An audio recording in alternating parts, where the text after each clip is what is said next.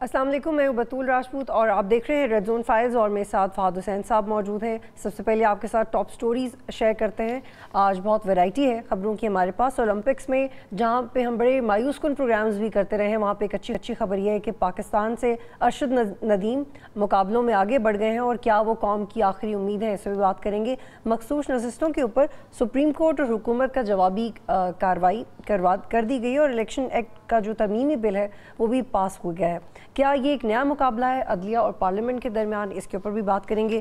جی فات، تو پہلے اولمپکس کی بات کر لیتے ہیں۔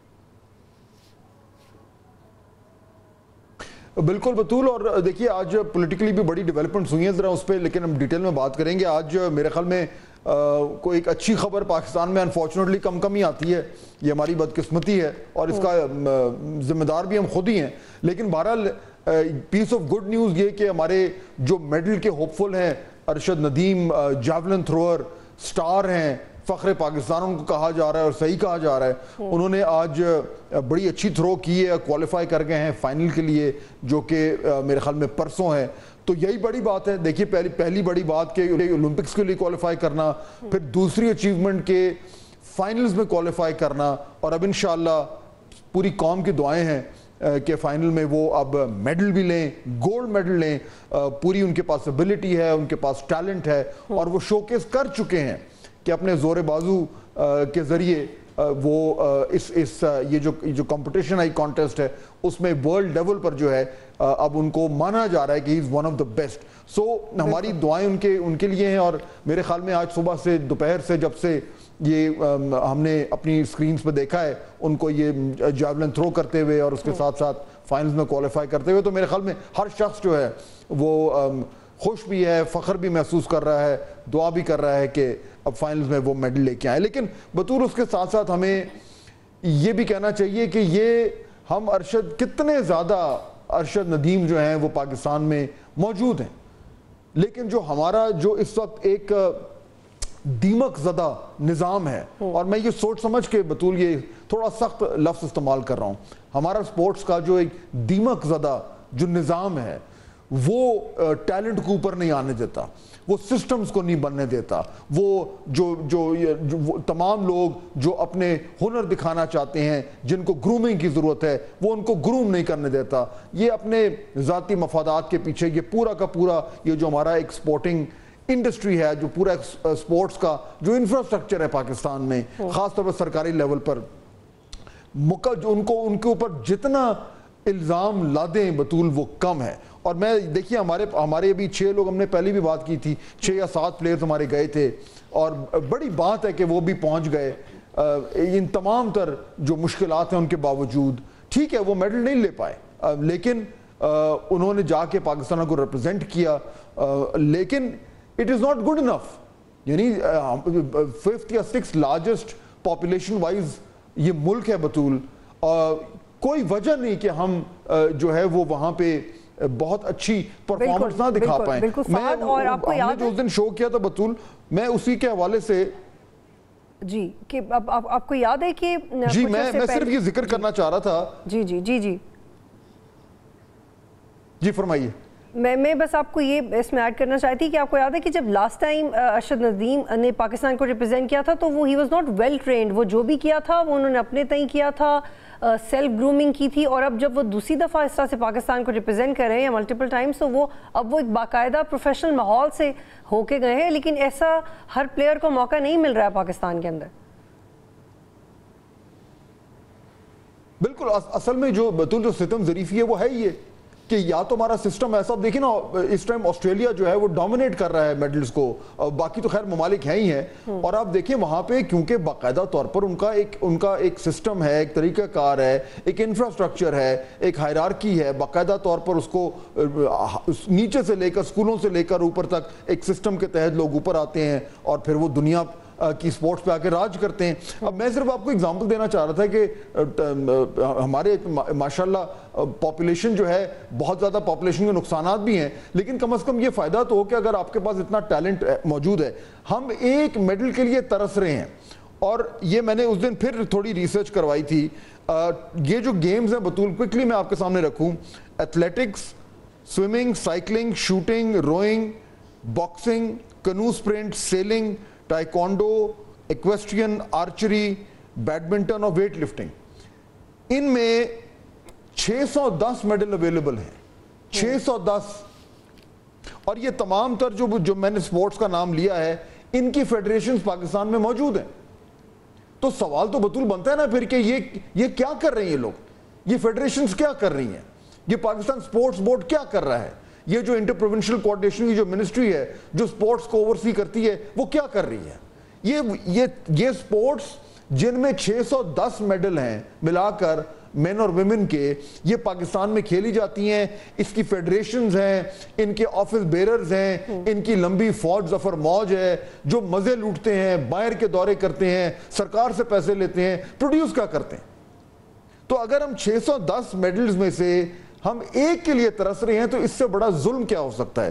بطول 2000 یہ تو اولمپکس ہو گئے اور ہماری دعا ہے کہ ارشد ندیم گولڈ میڈل جیتے, لیکن اس کے بعد 2028 کی اولمپکس ہیں 4 سال میں, جو کہ لاس اینجلیس میں ہیں امریکہ میں, اور پھر اس کے بعد 2032 کی اولمپکس ہیں, وہ بھی اناؤنس ہو چکی ہیں برسبن آسٹریلیا میں. کیا کوئی آج پلان کر رہا ہے کہ ہم نے 2028 میں کیا کرنا ہے, 2032 میں کیا کرنا ہے؟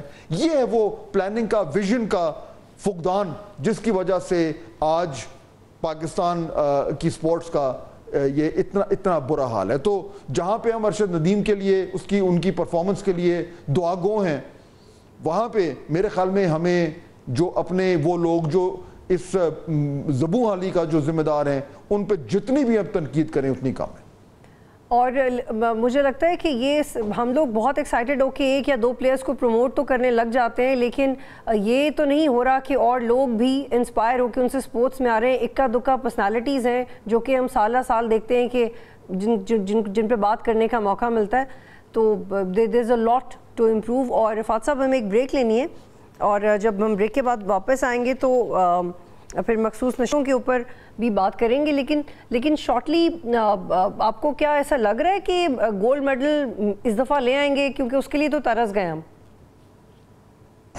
نہیں, دیکھیے جو ان کے جو کمپیٹیٹر ہیں انڈین, وہ پہلے جیت چکے ہیں, انہوں نے بھی آج بہت زبردست تھرو کی ہے, بلکہ زیادہ بڑی تھرو کی ہے. تو ٹف کمپٹیشن ہوگا, اس میں کوئی شک نہیں ہے.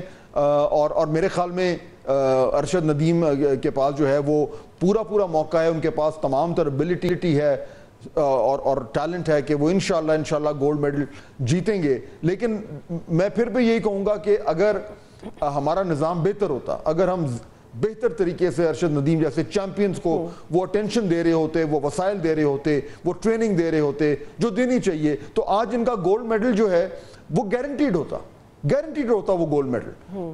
اور یہی وہ وجہ ہے کہ ہمیں تھوڑا سا we really need to get our act together.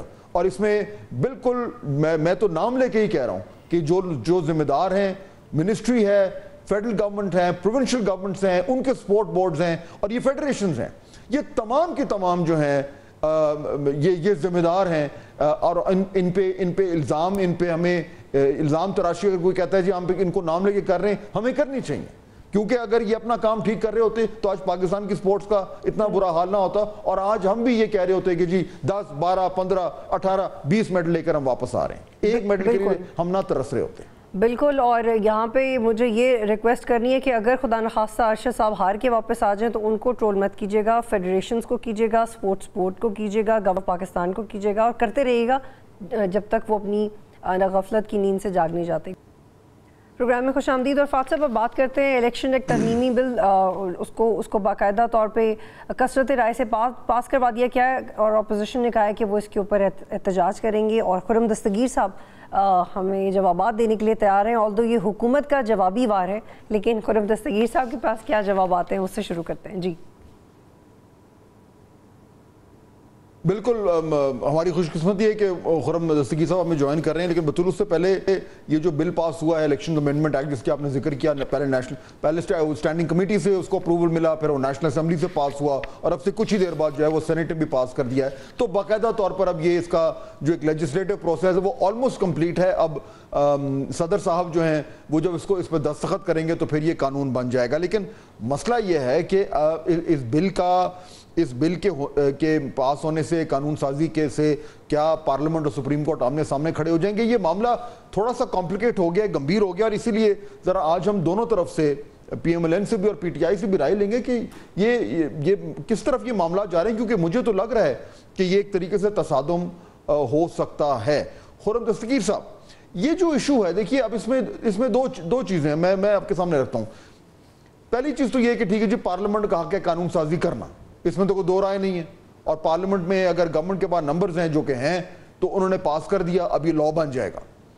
لیکن یہ لا، پہلی بات اس کی ٹائمنگ، کہ سپریم کورٹ کے فیصلے کے بعد ایک دم گورنمنٹ کو خیال آیا کہ ہم یہ لا بنائیں، اور دوسرا اس کے پیچھے جو اس کی انٹینٹ ہے کہ آپ نے ایک سپریم کورٹ کے فیصلے کی نفی کرنی ہے تو آپ نے قانون سازی کرنی ہے۔ آپ پارلیمنٹ کو اپنی ذاتی سیاسی مفادات کے لیے ہتھیار کے طور پر کیوں استعمال کر رہے ہیں؟ جی، یہ سوال سپریم کورٹ سے آئی تھنک بہتر طریقے سے پوچھا جا سکتا ہے کہ ان کا جو 12 جولائی کا فیصلہ ہے اس نے آئین کو دوبارہ کیوں لکھا ہے اور کس طرح ایک نئی جماعت کو پارلیمنٹ میں جنم دیا جس کی کوئی قانونی اور آئینی بنیاد نہیں ہے۔ ہم بہت ساری نئی کہانیاں ڈال سکتے ہیں، لیکن جب ہم نئی کہانیاں لاتے ہیں تو سب سے بڑی کہانی پاکستان میں تو وہ کیلسن کا نظریہ ضرورت ہے۔ اگر جب بھی آپ کوئی نئی اس میں اختراع ڈالیں گے جس کی قانون اور آئین میں گنجائش نہیں ہے تو پھر پارلیمان کا اس میں عین فرض ہے کہ وہ کریکشن کرے جو سپریم کورٹ نے اپنے اختیارات سے ایک گمبھیر تجاوز کیا ہے اس فیصلے۔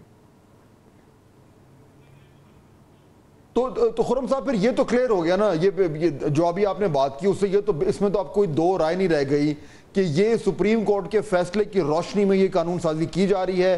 آپ کا خیال ہے کہ وہ فیصلہ درست نہیں تھا، اس کو ٹھیک کرنے کے لیے یہ قانون آ رہا ہے۔ یہ قانون اس لیے نہیں آ رہا کہ پاکستان میں جو ہے وہ جمہوریت جو ہے وہ مستحکم ہو، یہ اس لیے آ رہا ہے کیونکہ ایک فیصلہ آپ کو پسند نہیں آیا، اب آپ یہ جوابی فائر کر رہے ہیں۔ یہ تو پھر اسٹیبلش ہو گیا۔ نہیں، دیکھیے، جو فیصلہ ہے سپریم کورٹ کا، اس کے وہ دو فیصلوں کی اس نے نفی کی، الیکشن کمیشن آف پاکستان اور پشاور ہائی کورٹ کے 5 ججز کا متفقہ فیصلہ، اس کو اوور ٹرن کیا۔ اور جب بھی اگر ایک ادارہ، اسی لیے ہم جمہوریت میں ٹرائیکوٹمی کہتے ہیں، تو ٹرائیکوٹمی صرف یہ نہیں کہ پارلیمان قانون پاس کرے اور سپریم کورٹ اسے غیر آئینی قرار دے دے۔ سپریم کورٹ کا بھی جب اس قسم کے معاملات میں ایک تجاوز ہوگا اور آئین کے اندر جو ہے پوری ایک ہم کہتے ہیں کہ نئی ریڈنگز آئیں گی کہ ایسے ہو سکتا ہے، تو لہذا پارلیمنٹ نے اس معاملے کو ریمیڈی کرنا ہے۔ دوسری طرف جو پاکستان کے دوسرے معاملات ہیں، الحمدللہ پاکستان کی معیشت جو ہے وہ بہتر جا رہی ہے، ریکارڈ ایکسپورٹس ہوئی ہیں، 11% اضافہ ہوا ہے پاکستان کی انفلیشن۔ لیکن خرم صاحب، معذرت کے ساتھ قطع کلامی معاف، اس وقت جو سپریم کورٹ ہے وہ پارلیمنٹ یا کسی اور ادارے کو کرٹیسائز نہیں کر رہا۔ اگر آپ ان کی پروسیڈنگز دیکھیں، وہ الیکشن کمیشن کو یاد دلا رہے ہیں کہ الیکشن کمیشن کو اپنا کام کرنا چاہیے تھا۔ وہ الیکشن کمیشن کو بتا رہے ہیں کہ بیان حلفی کس طرح سے لینا چاہیے تھا، یا بلے کے نشان کی غلط تشریح الیکشن کمیشن نے کی ہے، یہ بھی سپریم کورٹ نے کہا ہے۔ تو it is the election commission جس کو آپ ذمہ دار ٹھہرائیں۔ آپ کو نہیں لگتا that we got to read between the lines کہ اصل ذمہ دار کون ہے، بجائے کہ یہ کہ ہم اس بحث میں پڑ جائیں کہ سپریم کورٹ اپنے اختیارات سے نکل رہی ہے اور آپ قانون بنا سکتے ہیں، کس جگہ پہ قانون امپلیمنٹ نہیں ہوا، وہ اصل بحث ہے۔ دستگیر صاحب جی، آپ کی رائے جو ہے اس میں وزن ہے، لیکن یہ مت بھولیں کہ یہ وہی سپریم کورٹ 2 سال پہلے اسی طرح کا ایک گھمبیر تجاوز کا فیصلہ کیا تھا، زیادہ دیر نہیں ہوئی، جو 63A کی ریڈنگ کی تھی انہوں نے، جس کے نتیجے میں اب یہ کہہ سکتے ہیں جی فیصلہ جو ہے وہ آ گیا تو کیا ہو گیا۔ اس کے نتیجے میں جو مضمرات ہوئے تو مسلم لیگ نون کی حکومت جو پنجاب میں بنی تھی وہ الٹ گئی اس فیصلے کے نتیجے میں۔ تو لہٰذا سپریم کورٹ بار بار ایسے معاملات میں آئے گا جو براہ راست الیکشن کمیشن آف پاکستان کا پرویو ہے، اور یہ بات ہمیں یاد رکھنی ہے کہ سپریم کورٹ کے پاس لامحدود اختیار نہیں ہے، وہ بھی اسی آئین کی پیداوار ہیں جس آئین نے الیکشن کمیشن آف پاکستان کو جنم دیا ہے۔ تو لہذا سپریم کورٹ کا بار بار آ کر کہنا کہ جی کوئی ایک اور آئینی ادارہ جس کا اپنا آئینی پرویو ہے وہ اپنا کام نہیں کر رہا یا ہمارا فیصلہ ٹھیک نہیں ہوا، اس سے خواہ بخواہ کا ایک تناؤ پیدا ہوا ہے۔ اور یہ جو بہت بڑا تجاوز ہوا ہے وہ یہی لیکن خرم صاحب دیکھیں اس میں جو ایک نارمل سسٹم ہے گورننس کا، جب تک نئے پارلیمان اس پہ قانون سازی نہیں کر لیتی یہ نشستیں خالی رکھی جائیں. لیکن ایک ایسی جماعت اب میں آپ سے ایک سوال پوچھتا ہوں. دیکھیں آپ کے خیال میں اب میری کوئی رائے ہو سکتی ہے سپریم کورٹ کے فیصلے کے بارے میں، آپ کی کوئی اور رائے ہو سکتی ہے الیکشن کے 3 دن تیسرے کی. میں ایک سوال سے بھی ڈال دوں، ایک جماعت کو نہیں، مجھے مکمل کریں، ایک جماعت کو جوائن کرنے کا ڈیکلیریشن دیا اور اب جو ہے ان کو سپریم کورٹ نے کہا نہیں آپ اس جماعت کو جوائن کریں گے، تو کیا اب سپریم کورٹ 63 اس پر لگائے گا کہ جناب یہ لوگ تو صادق اور امین نہیں رہے، یہ 2 ڈیکلیریشن دے چکے ہیں 2 مختلف جماعتوں کے، صرف اس وجہ سے نہیں دے گا کہ سپریم کورٹ نے. دیکھیں میں اس میں خرم صاحب میرا نقطہ کچھ اور ہے. میرا نقطہ یہ ہے کہ سپریم کورٹ نے فیصلہ دیا اور اس فیصلے کے اوپر ہم نکتہ چینی کر سکتے ہیں، ہم اس میں بہت سارے اس میں جو اعتراضات ہیں ہم اٹھا سکتے ہیں، اور یہ جس طرح آپ پہلے کہہ رہے تھے یہ کوئی پہلا فیصلہ تو نہیں ہے سپریم کورٹ کا جس کے اوپر تنقید ہو رہی ہے. تاریخ میں دیکھیں تو بہت سارے ایسے فیصلے ہیں جو تاریخ نے ان کو ثابت کیا کہ وہ غلط تھے. یہ بات تو ٹھیک ہے، لیکن اس وقت اگر ہم نے یہ نظام چلانا ہے جس نظام کے تحت یہ ملک چل رہا ہے اس میں سپریم کورٹ کا ایک بالکل کلیئر رول ہے، اور وہ رول یہ ہے کہ اس نے معاملات آئین کی تشریح کرنی ہے، اور جب وہ فیصلہ کرے گا تو اس میں میرے پاس یا آپ کے پاس یا کسی سیاسی جماعت کے پاس یہ حق نہیں ہے کہ وہ پک اینڈ چوز کرے. میں یہ نہیں کہہ سکتا کہ جی یہ فیصلہ میں ایکسیپٹ کروں گا یہ میں نہیں کروں گا. اس کا طریقہ کار ہے ریویو، آپ ریویو میں جائیں. لیکن پارلیمنٹ کو یوز کرنا، سپریم کورٹ کے فیصلے کی نفی کرنا اور اس کو نہ ماننا، یہاں سے انسٹیٹیوشنل کلیش کی شروعات ہو رہی ہیں. یہ اصل پرابلم. دیکھیے ایک سپریم کورٹ کے سامنے یا اس سے پہلے پشاور ہائی کورٹ کے سامنے اور الیکشن کمیشن پاکستان کے سامنے ایک ایسی صورتحال نے جنم لیا تھا جہاں قانون واضح نہیں تھا، تو لہٰذا اس جگہ پر جہاں ابہام تھا پارلیمان نے آج قانون سازی کر دی، اور اب کلیئرٹی اگر دوبارہ ایسی سچویشن پیدا ہوگی تو وہ نیا جو الیکشن ایکٹ ہے وہ اس کے مطابق. تو یہی پارلیمان کا کام ہے کہ جہاں ابہام ہو اور حالات ایسے پیدا ہوں پارلیمان اپنا کام کرے. اب اس کو اگر یہ سمجھتے ہیں کہ جی کیا جو ہے یہ تناؤ ہے، تو پارلیمان بالآخر پاکستان کے عوام سے اپنی اتھارٹی ڈرا کرتی ہے، تو لہذا پارلیمان کا جو کہنا ہے بالآخر وہی معتبر ٹھہرے گا. لیکن خرم دستگیر صاحب یہ جو آپ کہہ رہے ہیں کیا یہ اس کانٹیکس میں سن رہا تھا آپ کے ایک ساتھی جو ہیں یہ اس میں ٹھیک ہوگا کہ الیکشن کمیشن پیپرز ایکسیپٹ نہیں کر رہا، جس پولیٹیکل پارٹی کے پیپرز ایکسیپٹ نہیں کر رہا الیکشن کمیشن، اس کے لیے آپ نے کیا قانون سازی کی ہے؟ کیا یہ جو آپ نے قانون سازی کی ہے اس کے بعد اگر کسی پولیٹیکل پارٹی پہ کوئی پریشر ہوگا تو الیکشن کمیشن اس کو یہ نہیں کہے گا کہ پی ٹی آئی کا نام نہیں لکھو یا فلاں پارٹی کا نام نہیں لکھو اور آپ کے پیپرز ایکسیپٹ ہو جائیں گے؟ کیا آپ وہ سرکمسٹانسز ایڈریس کر رہے ہیں جن سرکمسٹانسز میں الیکشن کمیشن نے کہا کہ اس حوالے سے قانون موجود نہیں ہے، اور پی ٹی آئی کی غلطی یہ تھی بظاہر کہ انہوں نے صرف لسٹ فراہم نہیں کی تھی؟ آپ اگر ٹیکنیکل ڈسکشن میں جائیں گے تو دستگیر صاحب اس میں آرگیومنٹ تو بہت ہے، لیکن بات یہ ہے کہ وہ سرکمسٹانسز کیا تھے؟ یہ نہ دیکھیے جو نشان لیا گیا وہ میرے کہنے پہ لیا گیا تھا ان سے واپس. سپریم کورٹ آف پاکستان کا فیصلہ، یہ وہی سپریم کورٹ ہے جس کی ہم بات کر رہے ہیں. تو کیا وہ جو فیصلہ تھا وہ غلط تھا؟ وہ اب 8 ججز یہ ضرور کہہ سکتے ہیں، انہوں نے اپنا ایک پوائنٹ آف ویو لیا ہے کہ جناب ہمارا جو فیصلہ تھا اس کو درست پڑھا نہیں گیا، اس کو دیکھا نہیں گیا. لیکن وہ جو نشان واپس لینے کا فیصلہ تھا وہ بھی سپریم کورٹ آف پاکستان کا فیصلہ تھا، وہ الیکشن کمیشن کا فیصلہ نہیں تھا. تو لہذا یہ ایک بہت ہی مشکل اور سنجیدہ بحث ہے. لیکن اس وقت ایشو یہی ہے کہ پارلیمان نے اپنی رائے دے دی ہے. اب وقت کے ساتھ یہ معاملہ جیسے اس طرح چلے گا اور آگے بڑھے گا. یہ صرف میں آپ کے سامنے رکھنا چاہتا ہوں کہ سپریم کورٹ کو بھی اس پر سوچنا پڑے گا کہ کیا ان پر بھی آئین کا اطلاق ہوتا ہے یا نہیں ہوتا.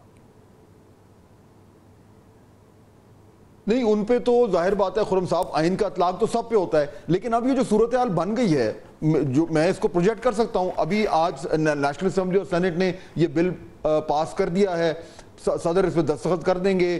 ریٹروسپیکٹیولی آپ اس کو جو ہے وہ اپلائی کریں گے تاکہ جو پیچھے جو فیصلہ ہوا ہے وہ فارغ ہو جائے، اور آپ کہیں گے کہ جی ہم نے وہ جو 41 پی ٹی آئی کے لوگ رہ گئے ہیں ہم نے ان کو جو ہے وہ ممبر نہیں بنیں گے، وہ نوٹیفائی نہیں ہو سکیں گے. پی ٹی آئی نے خرم صاحب آج کہہ دیا ہے کہ وہ اس کو چیلنج کر رہے ہیں. وہ کل پرسوں جب بھی موقع ملے گا وہ سپریم کورٹ میں چیلنج کر دیں گے. اب یہ سینیریو دیکھیں, آپ نے سپریم کورٹ نے فیصلہ دیا, آپ نے کہا ہم نے نہیں ماننا, آپ نے قانون بنا دیا, قانون چیلنج ہو گیا, چیلنج ہو کے سپریم کورٹ میں چلا گیا, سپریم کورٹ نے اس کو فارغ کر دیا, سٹرائک ڈاؤن کر دیا, پھر کیا ہوگا؟ جی تو ابھی ہم نے دیکھا تھا نا, یہ پریکٹس اینڈ پروسیجرز ایکٹ کا جو پہلا ورژن تھا وہ سٹرائک ڈاؤن ہوا تھا, لیکن جب پارلیمان نے دوبارہ عوام کی رائے کا اظہار کیا تو پھر سپریم کورٹ نے, اور اس میں بالکل بالغ نظری سے یہ کہا کہ پارلیمان کا حق ہے. تو لہذا یہاں چونکہ ہم جو قانون اور آئین کے معاملات جو ہیں بالآخر وہ سب ہماری جو اقتدار کے معاملات ہیں اس میں مکس ہو جاتے ہیں, لیکن میں یہی عرض کر رہا ہوں کہ اگر آپ پارلیمان کو کرٹیسائز کریں گے تو یہاں سپریم کورٹ پر بھی اتنا ہی تنقید کا جواز ہے جتنا پارلیمان پر, جنہوں نے یہ ایک گمبھیر آئینی تجاوز کیا. لیکن آپ اگر اس طریقے سے, خرم صاحب آئی ایم شور آپ تو نوٹ کر ہی رہے ہوں گے بیکاز آپ کی بڑی گہری نظر ہے, یہ دو highest institutions of the land, ایک طرف پارلیمنٹ ایک طرف سپریم کورٹ, اور یہ آپس میں کیا ہو رہا ہے کہ میں تمہاری بات نہیں مانوں گا, میں تمہاری بات نہیں مانوں گا, تم فیصلہ کرو گے تو میں قانون کے ذریعے اس کو فارغ کروں گا, تم قانون بناؤ گے تو میں فیصلے کے ذریعے اس کو فارغ کروں گا. یہ کیا پنگ پونگ ہے, یہ ٹیبل ٹینس ہو رہی ہے, ادھر سے ادھر ادھر سے ادھر, الٹیمیٹلی تو یہ ڈائریکٹ کلیش ہے اور ہم پورے کے پورے نظام کو کمزور کرنے جا رہے ہیں. میں یہ جاننا چاہ رہا ہوں جینوئنلی آپ کی طرف جماعت میں, پارلیمنٹ میں کوئی بیٹھ کے سوچ رہا ہے کہ ہم اتنے سیریس معاملات کو کس طریقے سے ڈیل کر رہے ہیں؟ دیکھیے میں نے تو نہیں کہا, لیکن آج کے جو دو بہت سینئر ججز ہیں سپریم کورٹ میں, انہوں نے اسی ادارے کے بارے میں کہا تھا کہ امپیریل سپریم کورٹ ہے, ایک سینئر ترین جج ہے, انہوں نے کہا تھا. ایک اور صاحب نے کہا تھا کہ آج بھی وہ جج موجود ہے, انہوں نے کہا تھا دیز آر پولیٹیشنز ان روبس.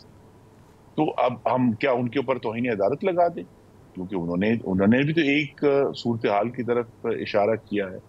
اور میں پھر آپ سے عرض کروں گا کہ بالآخر پاکستان میں ہم یہ نہیں کہتے کہ پارلیمنٹ کوئی ایک ادارہ سپریم ہے, لیکن بالآخر پاکستان کے لیے قوانین بنانے کی جو الٹیمیٹ اتھارٹی ہے وہ پارلیمنٹ کے پاس. لیکن دستگیر صاحب معذرت کے ساتھ پچھلے ایک ڈیڑھ سال میں اداروں کے بارے میں بھی قانون جی لیکن پچھلے ایک ڈیڑھ سال میں آپ نے کچھ ایسے ایکٹس اور ترامیم پاس کیے ہیں جس سے تاثر بہت اس کو تقویت ملی ہے کہ آپ اپنے سیاسی مفادات کے لیے لاز بناتے ہیں, چاہے وہ نواز شریف کی سزا ختم کروانی ہو, چاہے وہ ایڈ ہاک ججز لگوانے ہوں, چاہے وہ ٹرائبونلز بنانے ہوں. یہ ایکچولی ہوتا رہا ہے, آپ کوئرم پورا ہونے کا بھی انتظار نہیں کرتے, آپ اپنے بلز پاس کروا دیتے ہیں. سر یہ اس وجہ سے یہ تنقید ہو رہی ہے آپ کے اوپر. تو دیکھیے نا جی, ہم میں پارلیمنٹ پہ تو تنقید کرنا آسان ہے, منتخب ادارے, اور ہم جو ہیں تنقید کو برداشت کرنا بھی ہمارا فرض ہے اگر ہم عوام کا مینڈیٹ لے کر آ رہے ہیں. لیکن میں صرف یہی پھر ایک دفعہ پھر عرض کروں گا کہ جتنی تنقید پارلیمنٹ پہ اور منتخب اداروں پہ ہے اتنی ہی تنقید اب سپریم کورٹ پر ہونی چاہیے, کیونکہ ان کا کانڈکٹ کے اوپر بھی اب بہت گہرے سوال ہے کہ کیا وہ آئین کو فالو کر رہے ہیں اپنے فیصلوں میں یا نہیں کر رہے. ٹھیک ہے دستگیر صاحب, جسٹ ون سینٹینس, جسٹس منصور علی شاہ کا نوٹیفیکیشن کب آ رہا ہے؟ جسٹ آؤٹ آف کیوریوسٹی آپ سے پوچھ رہی ہوں. جی وہ جیسے ہی آئینی مدت ختم ہوگی اس کے آئی تھنک چند ہفتے یا دن پہلے آ جائے گا. وہ تو ایک آئینی عمل ہے, وہ مکمل ہو جائے گا انشاءاللہ. تو آپ وقت سے پہلے 2 ماہ 3 ماہ پہلے نہیں کریں گے؟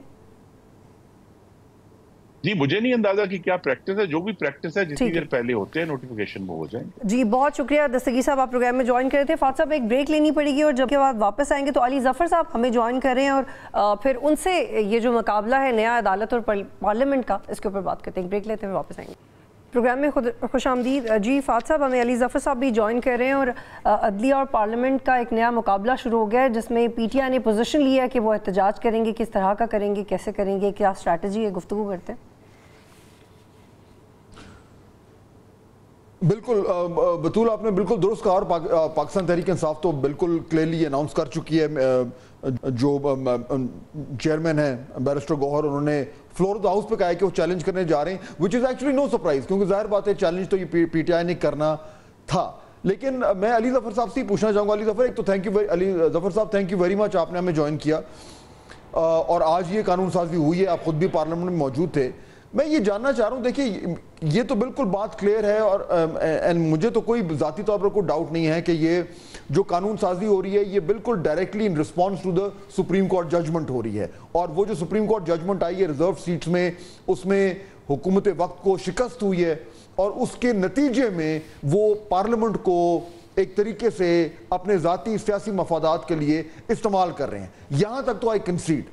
لیکن جس طریقے سے علی ظفر صاحب عدالتوں کا کام ہے فیصلے کرنا, پارلیمنٹ کا کام ہے قانون سازی کرنا, اور یہ جینوئن لیجٹمیٹ لیجسلیشن ہوئی ہے, باقاعدہ ووٹنگ کے ذریعے پاس ہوئی ہے, قانون بننے جا رہا ہے, پارلیمنٹ وہ کام کر رہا ہے جس کے لیے پارلیمنٹ بنا ہے, تو پھر آپ لوگوں کو اس پہ کس بات پہ پھر آبجیکشن ہے؟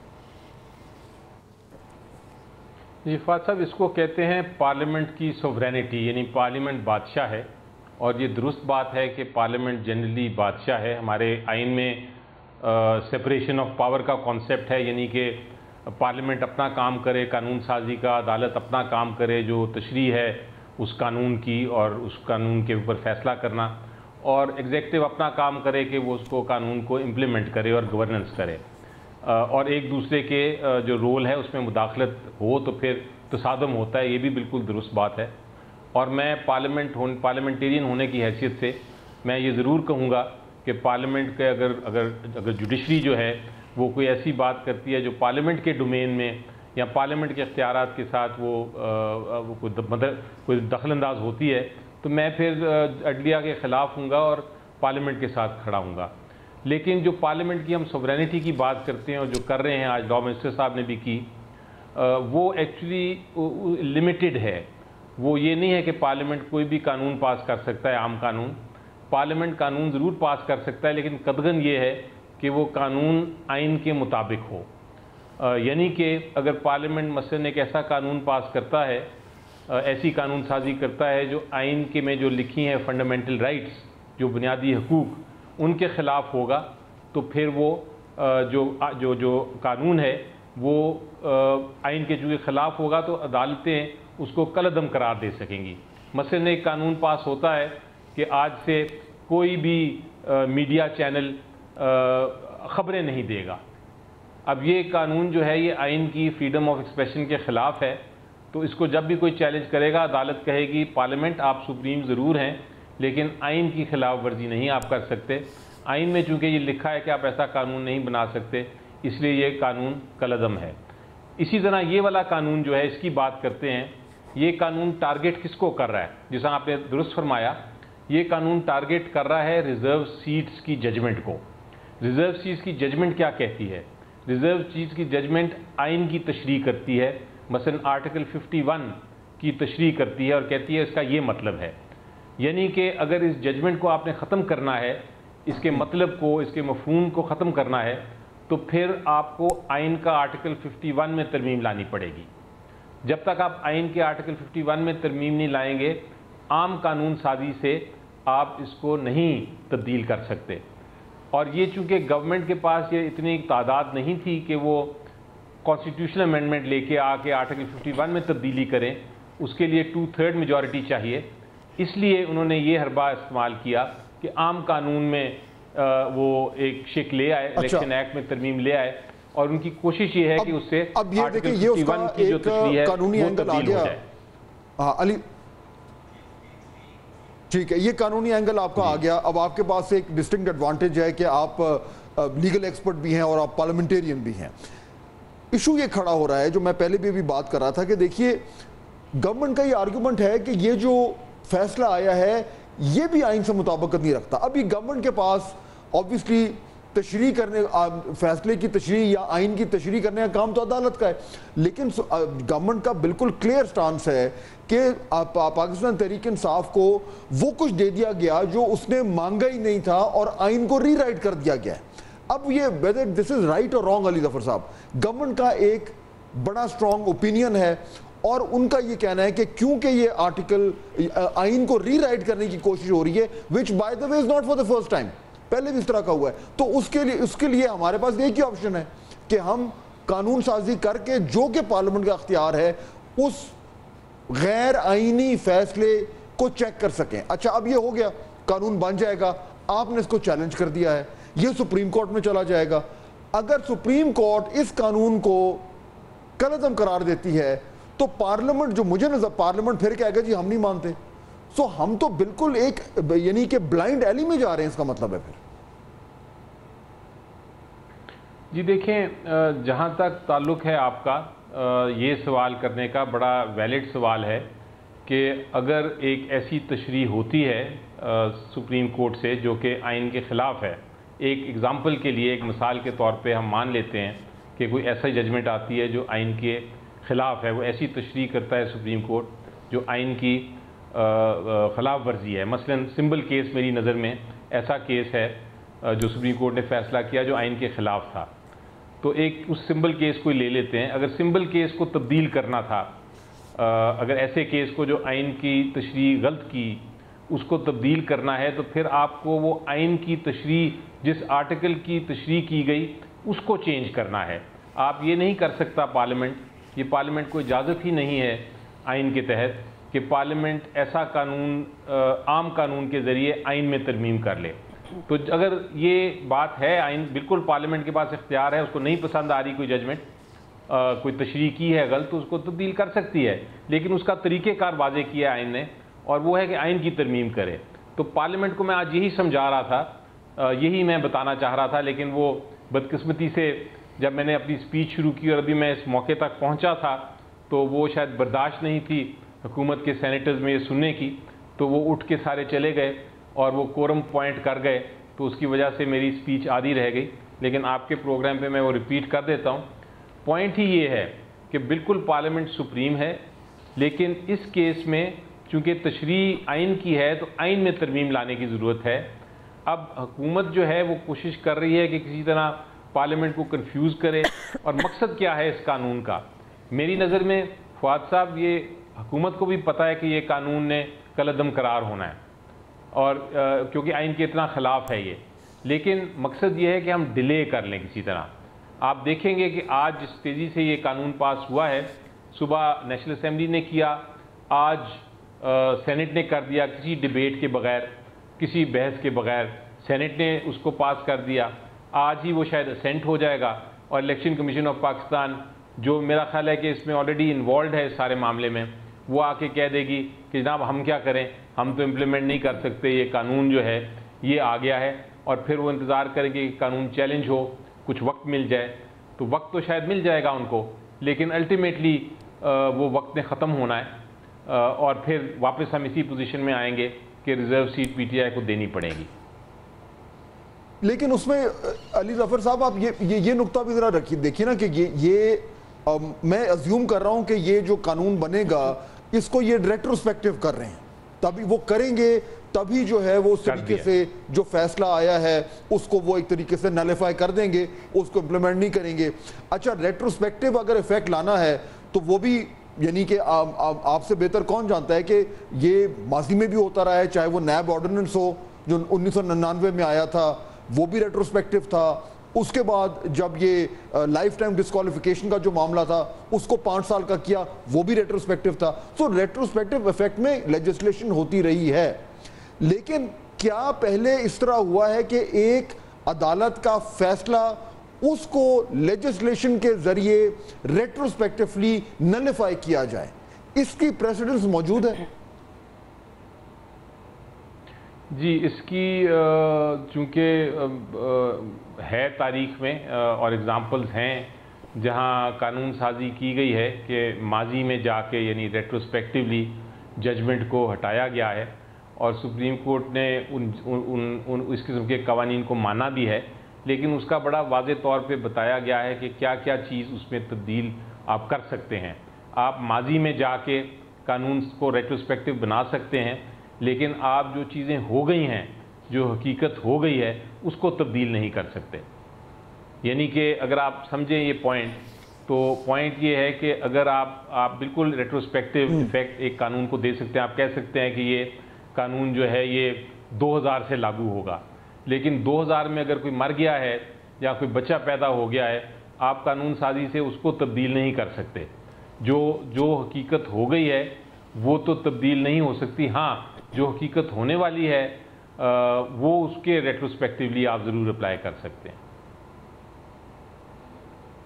اچھا اب علی ظفر صاحب یہ جو آپ کا آرگیومنٹ ہے اینڈ آئی ایم گلیڈ کہ آپ نے یہ مینشن کیا کہ یہ پہلے ہو چکا ہے اور پریسیڈنس ہے, تو ظاہر بات ہے اس کی بنیاد پر جب بھی یہ معاملہ کورٹ میں جائے گا تو میں ازیوم کرتا ہوں کہ جو بھی حکومت کے جو وکلا ہوں گے وہ یہ آرگیو کریں گے کہ یہ پریسیڈنس ہے, یہ پہلی بار کوئی نہیں ہو رہا. لیکن یہ جو آپ نے کہا کہ جی اگر کوئی ایک چیز ہو چکی ہے اس کو پھر ریورس کرنا اتنا مشکل ہوتا ہے, اس سے تو پھر اب ہمیں خود اب گورنمنٹ کی اسٹریٹجی سمجھ آ رہی ہے کہ اگر تمام تر پاکستان تحریک انصاف کے وہ لوگ جن کو سیٹیں ملی ہیں اگر وہ اوتھ لے لیتے ہیں اور باقاعدہ طور پر ممبر بن جاتے ہیں نیشنل اسمبلی کے, تو پھر سپریم کورٹ کو جو ہے وہ مشکل ہوگا اس کو چینج کرنا ریویو میں یا کسی اور صورتحال میں. لیکن اگر وہ نہیں ہے, اسی لیے شاید ڈیلے ہو رہا ہے, اسی لیے گورنمنٹ نہیں چاہ رہی کہ یہ تمام تر لوگ ممبر آف دا پارلیمنٹ بن جائیں, کیونکہ جب یہ معاملہ کورٹ میں جائے گا تو وہ ریالٹی جس کا آپ ذکر کر رہے ہیں وہ اسٹیبلش نہیں ہوئی ہوگی. So in a way you actually describe the government strategy. جی بالکل, گورنمنٹ اسٹریٹجی کوئی چھپی نہیں ہے, میری نظر میں بالکل صاف ہے, واضح ہے, یہی میں ایکسپوز کرنے لگا تھا.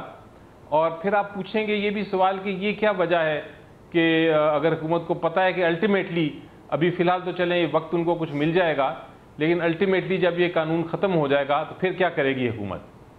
سوال تو یہ زیادہ امپورٹنٹ ہے اور اہم ہے کہ یہ ڈیلے کیوں کرنا چاہ رہے ہیں, کیونکہ آپ کو اپنی اگر نظر آ رہا ہے کہ آپ نے الٹیمیٹلی آپ کی ریزرو سیٹس جا رہی ہیں تو آپ 1 مہینہ مزید اس کو ڈیلے کر کے یا 2 مہینہ ڈیلے کر کے کیا آپ کو ملے گا, یہ سوال زیادہ ضروری ہے, اس پہ آپ سوچیں اور غور کریں. لیکن علی صاحب ایک نقطہ, اس ڈیلے کے پیچھے کیا ہے, وجہ کیا ہے؟